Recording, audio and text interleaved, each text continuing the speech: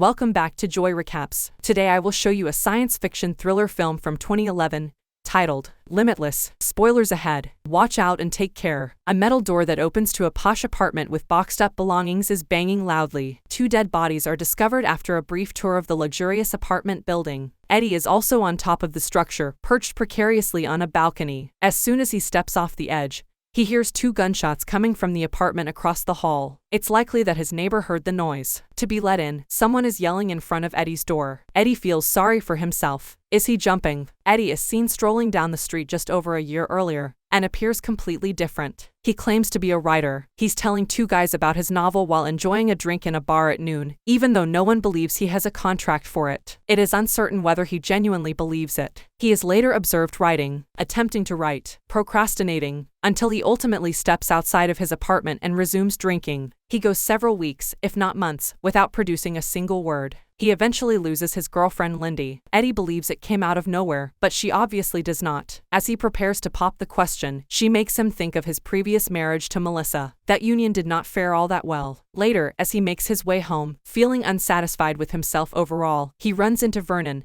his ex-brother-in-law. Seeing him doesn't excite Eddie. Vernon persuades him to get a drink with him after a brief conversation in which they both slightly embellish their activities. As they enter a bar, he updates him on Melissa's condition. They then discuss Eddie's creative problems, and Vernon offers to assist him. He displays the drug to the man. It's a supposed magical designer drug that can give you access to your entire brain. Eddie does not believe it will benefit him. Vernon gives him his business card and a free sample of the pricey medication, because he has to leave. Eddie decides to take the drug while he is still wallowing in self-loathing while walking home. As soon as he enters his building, his landlord's wife Valerie, who despises him, greets him. His thoughts are racing as she is yelling at him, wondering what the drug will do when it finally kicks in. All of a sudden, he begins to notice things that he had previously missed. The minute details about her and everything else around him. He asks her what's wrong at one point, which surprises her. He starts accessing memories in his mind that he wasn't even aware he had as they start talking about her studies. She begins to warm up to him, and he offers to assist her with her essay. And after finishing the essay, they engage in sexual activity. As soon as he enters his apartment, he immediately notices how filthy and repulsive it is. He then begins to clean and fix it up, arranging everything so that it resembles a home that someone would actually live in. The medication has completely cleared his mind. In order to keep his mind clear, he writes, which is the one thing he knows he should be doing, and he's actually doing it this time. Eddie feels completely devoid of the effects of the drug when he awakens the following morning. He visits his publisher because he still has the pages he's written from his novel, which is good news. Eddie offers to return the advance if she doesn't like the unfinished manuscript after she reads it. As soon as he gets home, he finds 3 new messages from her, each of which praises the article she just read. Eddie intends to call her back but visits Vernon instead. He looks like someone has roughed him up as he opens the doors for him and reluctantly lets him inside. Vernon explains to him that he will give him more medication, but first he needs him to run some errands because he understands why he is there. When Eddie returns from getting his dry cleaning and breakfast, he discovers the apartment door is open. Vernon is on his couch despite the fact that the place has been completely looted.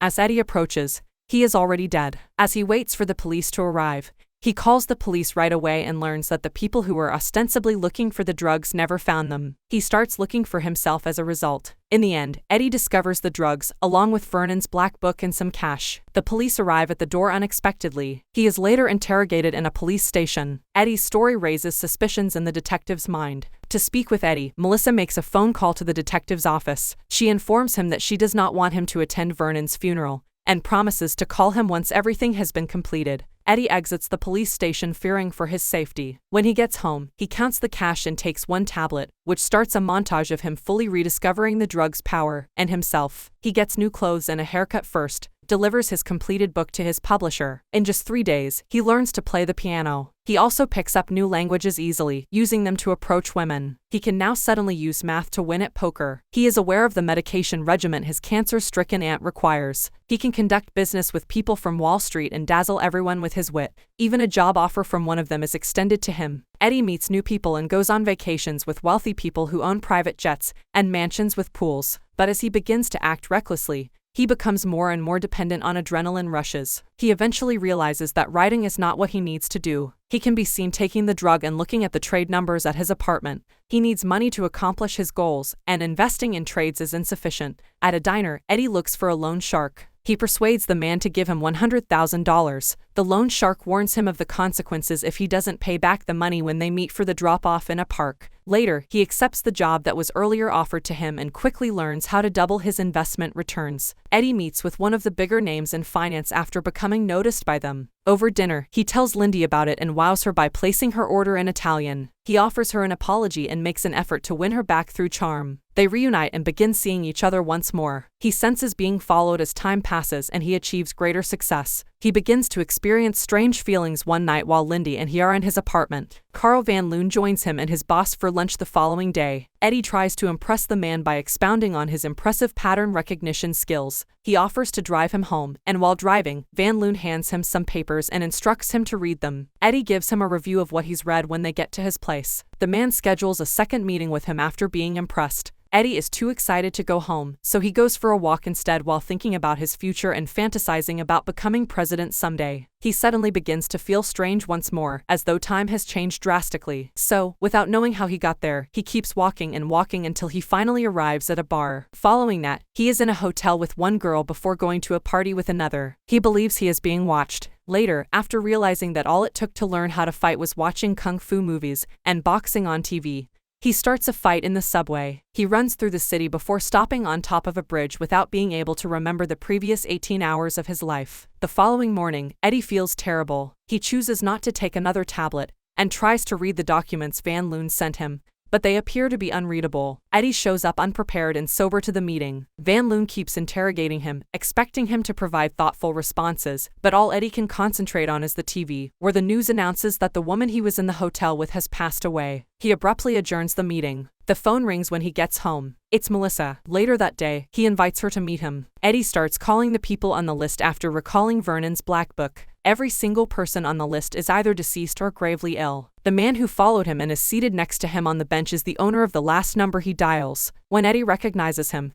he flees as the man pursues him. By getting into a cab, he finally loses him. When he meets Melissa, she reveals to him that she had also used the drug and had only just survived when she stopped. She observes that he has been taking it as well and advises him to taper off gradually because doing so abruptly could be fatal. Eddie continues to deteriorate as he returns home, where the loan shark is waiting. He takes the final tablet and swallows it. The man appears unaffected by the drug as Eddie takes the money he owes him from the bank. When Eddie hands him the money, he says he feels great but that his intelligence hasn't changed much. Eddie then stumbles into Lindy's workplace. He reveals everything to her and requests that she bring the drugs he has stashed away in her apartment. When Lindy arrives, she quickly locates them. However, as she is returning to the office, she calls Eddie to let him know that a man is following her. The man is seen approaching her as her cab becomes stuck in traffic. Eddie urges her to flee, and the man follows suit. Lindy rushes into a park and requests assistance from two men. She runs away once more as the man approaches them and stabs them both. Lindy runs away and calls Eddie to let him know she's trapped and scared. She follows his instructions to take one of the tablets. Suddenly, Lindy also feels the effects of the drug.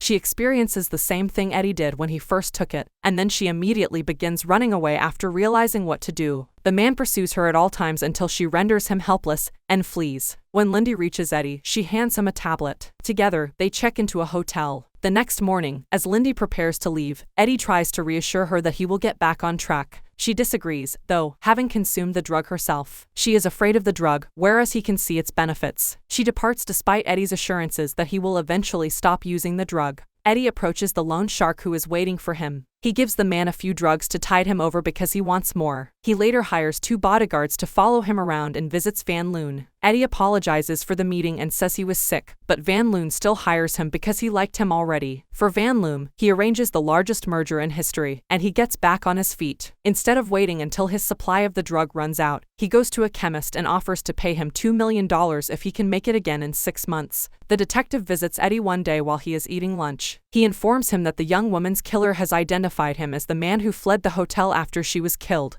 Eddie then hires a top attorney to get him out of trouble. Later, he notices that one of the men from the opposing side, Atwood, is ill while he is at a significant meeting for the merger with Van Loon. The following day, they will meet again to sign the contract. Eddie warns Van Loon not to become his rival after the meeting, saying that whatever makes him so good at his job is a gift rather than something attained through laborious effort. When Eddie returns to the hotel, He finds his room in ruins. He purchases the opulent apartment that was first seen in the movie. Later, he encounters the loan shark once more, this time completely changed. Eddie is instructed to bring him more tablets or he will inform his boss of his legal issues. Van Loon and Eddie are waiting for Atwood to arrive and sign the merger documents the following day. When he fails to appear, his wife visits their offices to inform them that he is ill but will sign the contract as soon as he recovers. As the two of them accompany her outside, Eddie notices that the man who had been following him is accompanying her into the car. Because of the medication, her husband became ill. Eddie lines up to meet his attorney at a police station. Thank goodness, he is not chosen. He goes back to the Van Loon office, where the staff is watching the news, leaving the loan shark to wait. Reports about the merger are being made.